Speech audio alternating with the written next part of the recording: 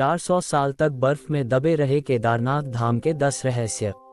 भारतीय राज्य उत्तराखंड में गिरिराज हिमालय की केदार नामक चोटी पर स्थित देश के 12 ज्योतिर्लिंगों में से एक सर्वोच्च केदारेश्वर ज्योतिर्लिंग का मंदिर। इस संपूर्ण क्षेत्र को केदारनाथ धाम के नाम से जाना जाता है।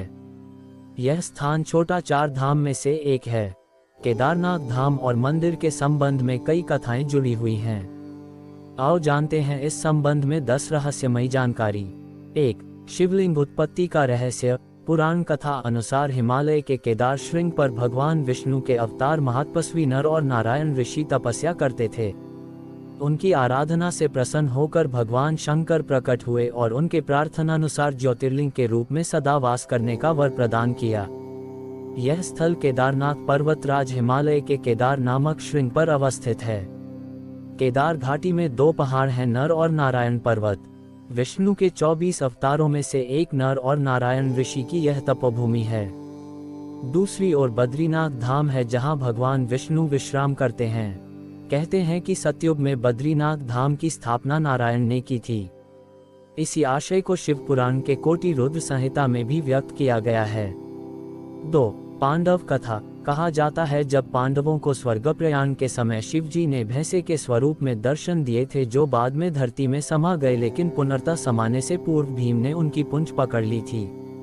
जिस स्थान पर भीम ने इस कार्य को किया था उसे वर्तमान में केदारनाथ धाम के नाम से जाना जाता है, एवं जिस स्थान पर उनका मुख धरती से बाहर आया उसे पशुपतिनाथ नेपाल कहा जाता है। पुराणों में पंचकेदार की कथा नाम से इस कथा का विस्तार से उल्लेख मिलता है। 3. केदारनाथ और पशुपतिनाथ मिलकर पूर्ण शिवलिंग बनता है। केदारनाथ मंदिर उत्तराखंड के रुद्रप्रयाग जिले में स्थित है। इसे अर्ध ज्योतिर्लिंग कहते हैं। नेपाल के पशुपतिनाथ मंदिर को मिलाकर यह पूर्ण होता है। यहाँ स्थित स्वयंभू शिवलिंग अति प्राचीन है। यहाँ के मंदिर का निर्माण जन्मेजय ने कराया था और जीर्णोद्धार आदि शंकराचार्य ने किया। 4. एक रेखा पर बने हैं केदारनाथ और रामेश्वरम मंदिर।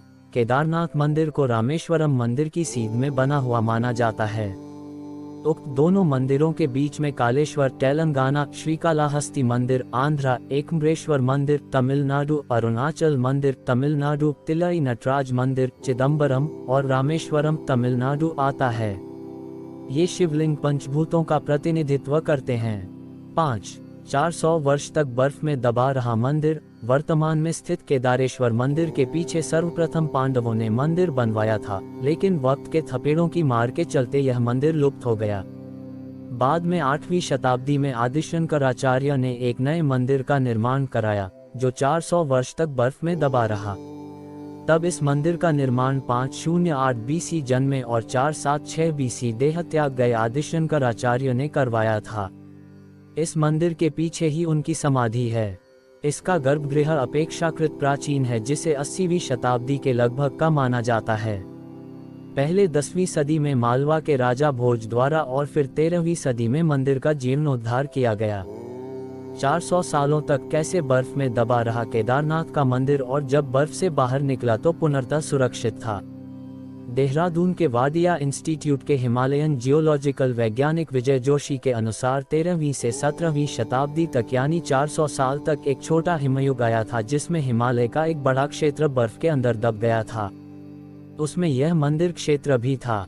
वैज्ञानिकों के अनुसार मंदिर की दीवार और पत्थरों पर आज भी इसके निशान देखे जा सकते हैं। दरअसल केदारनाथ का यह इलाका चोराबरी ग्लेशियर का एक हिस्सा है। वैज्ञानिकों का कहना है कि ग्लेशियरों के लगातार पिघलते रहने और चट्टानों के खिसकते रहने से आगे भी इस तरह का जल प्रलय या अन्य प्राकृतिक आपदाएं जारी रहेंगी। 6 माह तक नहीं बुझता है दीपक।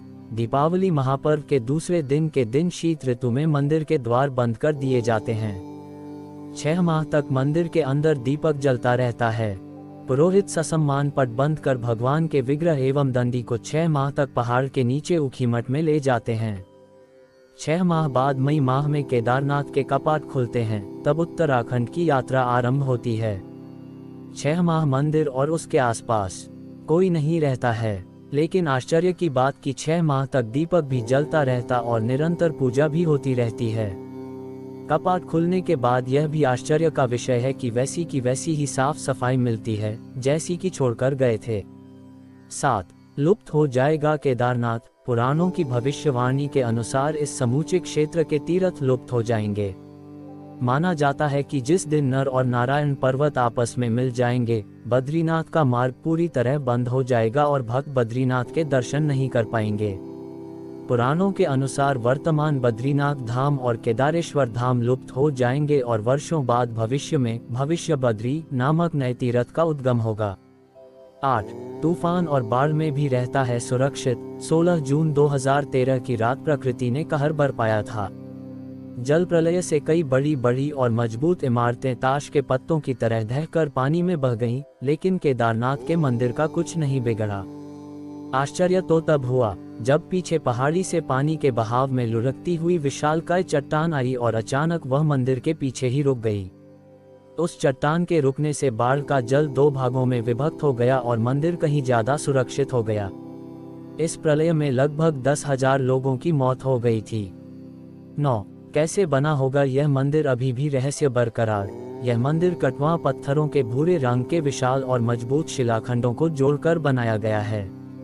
6 फुट ऊंचे चबूतरे पर खड़े 85 फुट ऊंचे, 187 फुट लंबे और 80 फुट चौड़े मंदिर की दीवारें 12 फुट मोटी हैं। यह आश्चर्य ही है कि इतने भारी पत्थरों को इतनी ऊंचाई पर लाकर व तराश कर कैसे मंदिर की शक्ल दी गई होगी। खासकर यह विशालकाय छत कैसे खंभों पर रखी गई। पत्थरों को एक दूसरे में जोड़ने के लिए इंटरलॉकिंग तकनीक का इस्तेमाल किया गया है। 10. निरंतर बदलती रहती है यहाँ की प्रकृति। केदारनाथ धाम में एक तरफ करीब 22,000 फुट ऊंचा केदार, दूसरी तरफ 21,600 फुट ऊंचा खर्चकुंड और तीसरी तरफ 22,700 फुट ऊंचा भरतकुंड का पहाड़।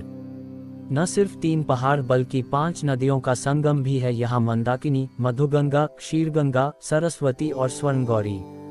इन नदियों में अलकनंदा की सहायक मंदाकिनी आज भी मौजूद है। इसी के किनारे है केदारेश्वर धाम। यहाँ सर्दियों में भारी बर्फ और बारिश में जबरदस्त पानी रहता है। यहाँ कब बादल फट जाए और कब बाढ़ आ जाए कोई नहीं जानता।